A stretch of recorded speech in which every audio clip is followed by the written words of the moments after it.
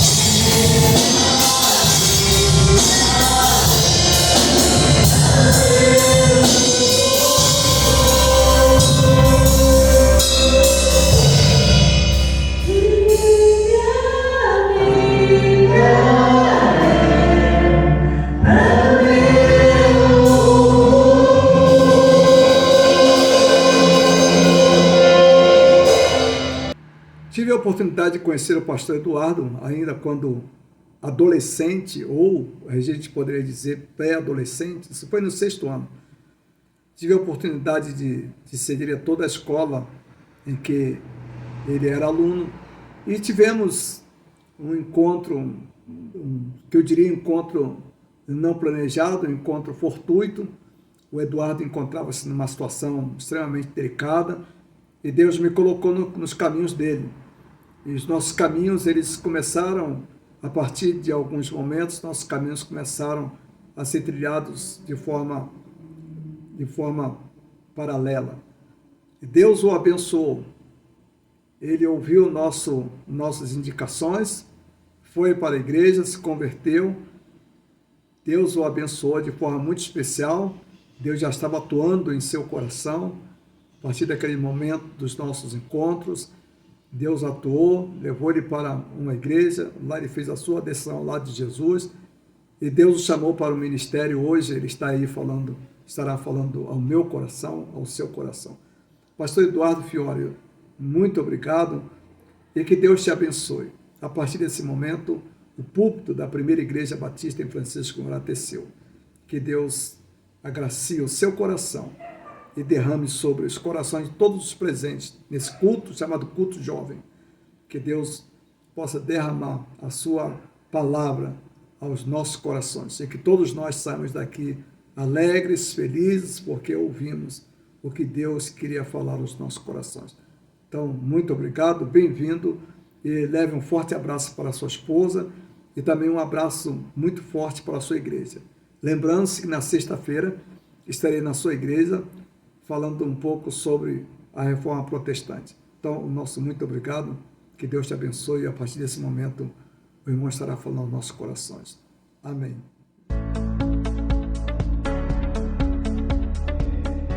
Pedro 5,7, a Bíblia, ela nos diz exatamente isso: lançando sobre ele toda a vossa ansiedade, porque ele, o Senhor, tem cuidado de vós. Amém, queridos?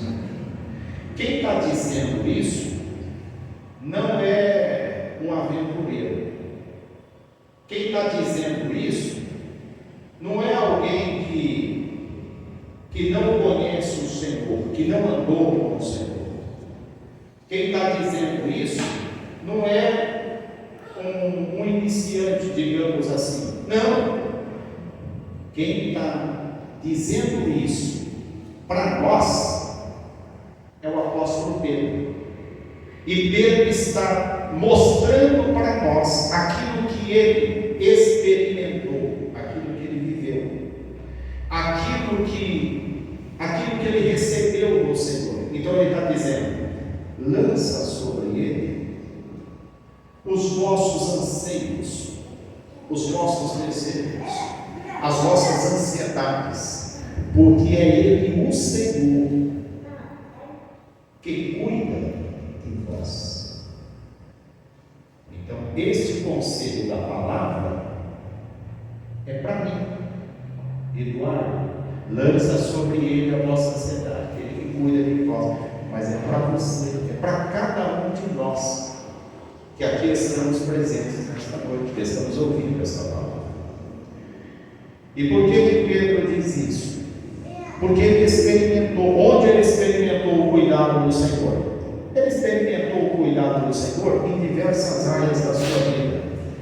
Por exemplo, ele experimentou o socorro de Deus quando ele esteve juntamente com os demais discípulos no mar da Galileia, e o mar estava agitado, as ondas bravias, e no momento em que ele estava no desespero da sua alma, se afundando ou se afogando, ele experimentou o socorro do Senhor. O Senhor veio ao seu encontro e ele então disse: Senhor, me socorre, porque eu estou afundando. A Bíblia diz que o Senhor então, estendendo as mãos, o segurou pelas suas mãos e o levantou e o tirou das águas. Então Pedro está dizendo assim: é ele que cuida, porque ele cuidou de mim lá. Mas o Pedro que está mostrando que o Senhor cuidou e socorreu ele lá no mar da Galileia, é o mesmo Pedro, amados irmãos, que um dia esteve andando pelas ruas da cidade de Cafarnaum.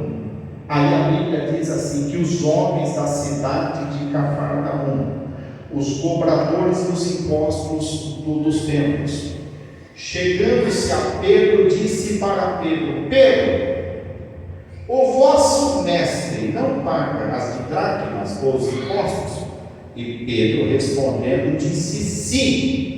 Aí a Bíblia diz que Pedro, retornando para casa, certamente com preocupações na sua alma, retornando para a sua casa, diz a Bíblia que quando ele entra em casa, Jesus então se antecipa dizendo: Pedro, de quem os homens cobram os impostos? Dos filhos ou dos estrangeiros? Pedro, tomando a palavra, disse: Senhor, dos estrangeiros. Jesus disse assim: olha, para que nós não venhamos escandalizar, pega o anzol, vai até o mar, lança o anzol, o primeiro peixe que sair, você abre a boca do peixe e você vai tirar uma dracma, uma moeda, da boca do peixe. Você vai até os homens e paga os impostos por mim e por ti. A Bíblia diz que Pedro então fez conforme o Senhor lhe ordenara, e houve de Deus para a vida de Pedro um socorro. Amados irmãos, é por isso que Pedro está dizendo: lançando sobre ele toda a vossa ansiedade, porque ele cuida de vós.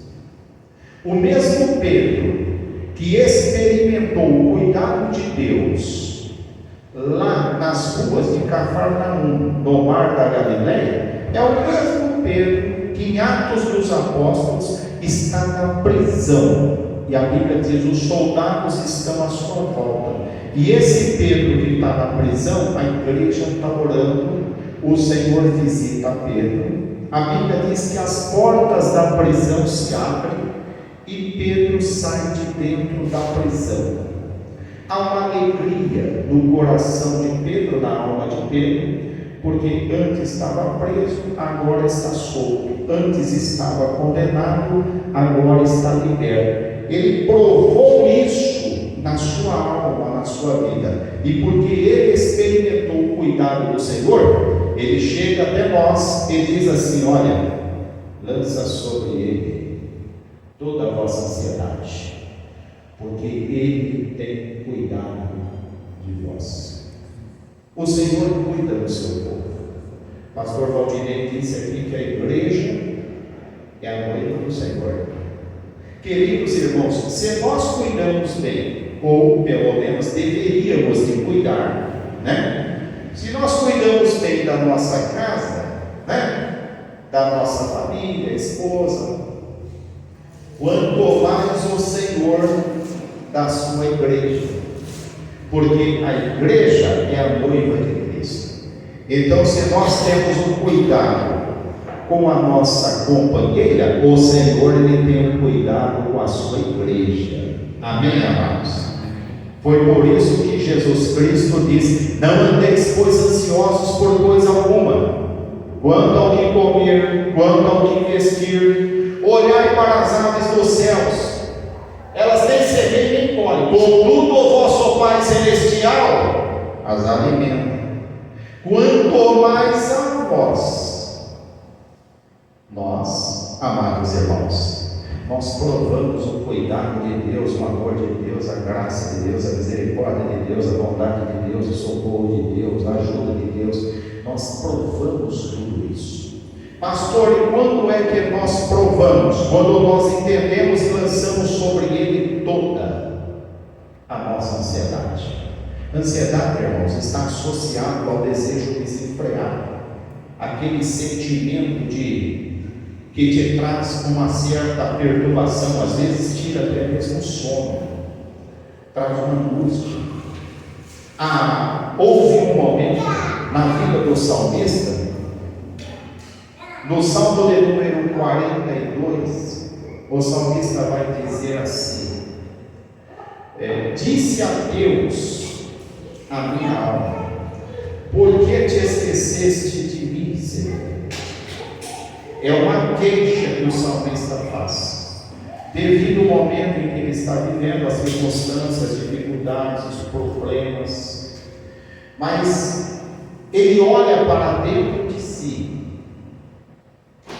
e olhando para dentro de si, ele diz: direi a Deus a minha alma, por que te esqueceste de mim? Olhando para dentro de si e fazendo esse questionamento, ele encontra uma resposta de Deus. E encontrando uma resposta de Deus para a sua vida, ele diz assim: por que estás abatida, ó minha alma? E por que te perturbas dentro de mim? Espera em Deus, pois ainda o louvarei. Ele é a salvação da minha face e o meu Deus. O salmista reconhece que em meio às ansiedades, em meio às inquietudes, em meio aos desesperos, o melhor que nós devemos fazer é esperar em Deus, é esperar no Senhor, é entender que o Senhor, Ele não nos desampara, Ele não se esquece de nós. Lembra do profeta Isaías? Ele diz: pode uma mãe esquecer-se tanto do seu filho, do filho de Cristo, do filho que amamentaste, todavia eu, o Senhor, jamais esquecerei de ti. Então, entenda isso. Não deixe que o desespero, a ansiedade, as tribulações da vida venham tomar o controle da tua alma, venha te desestabilizar, venha tirar você do foco, do alvo, do trajeto. Não. A Bíblia diz: entrega o teu caminho ao Senhor, confia nele e Ele tudo fará. Entregar o caminho é entregar a direção da vida, é entregar um volante na mão do Senhor e falar: Senhor, dirige, porque a tua direção para a minha vida é a melhor. É por isso que Pedro ele dá esse conselho dizendo: lançando sobre ele toda a vossa ansiedade, porque ele tem cuidado de vós. Pedro ele provou desse cuidado quando a sua sogra estava enferma, e ele viu a tribulação dentro daquele ambiente do lar, da casa. Eu penso que aquele momento foi um momento difícil para todos, mas naquele momento de desespero, naquele momento de dificuldade, Jesus entra e traz uma resposta. Jesus entra e faz uma mudança dentro daquela casa. Pedro provou isso. Pedro viu o socorro do Senhor para a sua sogra. Por isso que Pedro está dizendo para nós: lança sobre ele toda a vossa ansiedade, toda, não é algumas. E as ansiedades podem estar em várias áreas da nossa vida. É a ansiedade pelo comer, é a ansiedade pelo vestir, é a ansiedade pelos estudos, é a ansiedade em diversas áreas. Mas uma coisa é certa: o Senhor cuida de todas elas. Você está aqui nessa noite e tem um cuidado de Deus para a tua vida. Foi mostrada aqui uma árvore e foi dito que essa árvore tem 100 anos. Leva 100 anos. A cada ano, um metro. mas ela tem fases. E essas fases vai levando ela a essa formosura, a esse crescimento, a essa beleza, a essas folhagens tão lindas. Mas essas folhagens, essa beleza, essa formosura, esse brilho, tudo isso não aconteceu assim, no estralar de dedo. Levou um tempo. Aí quando eu olho para Salmo 92, e aqui eu encerro a minha palavra com esse texto, Salmo 92, queridos,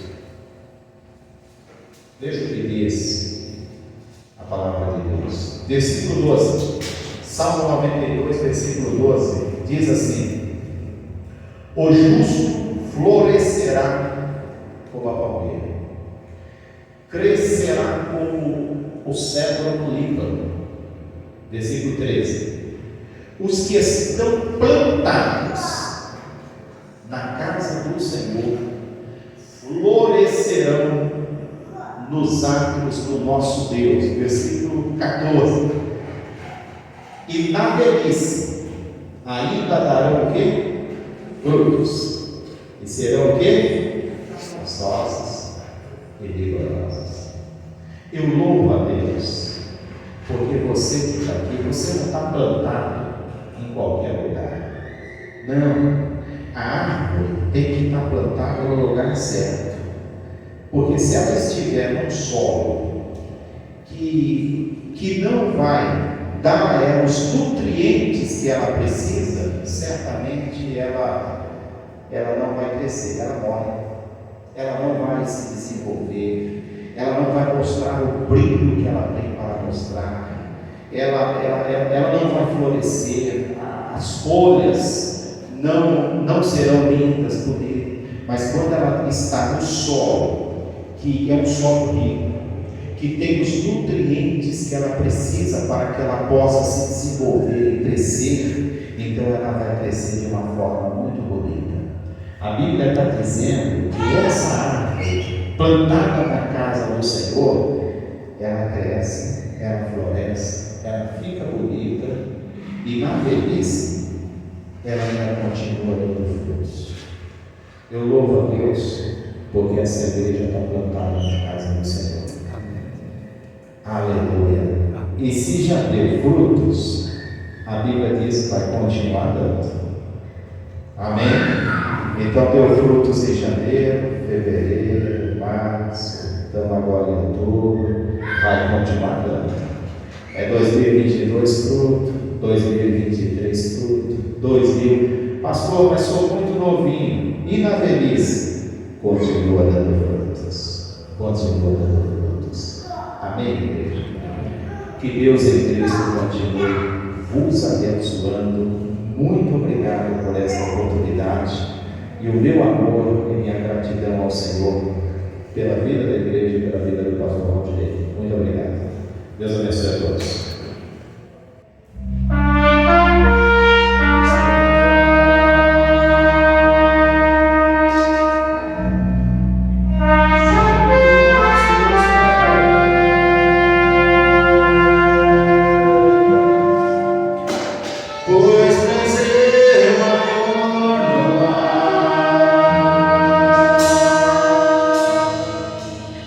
Querida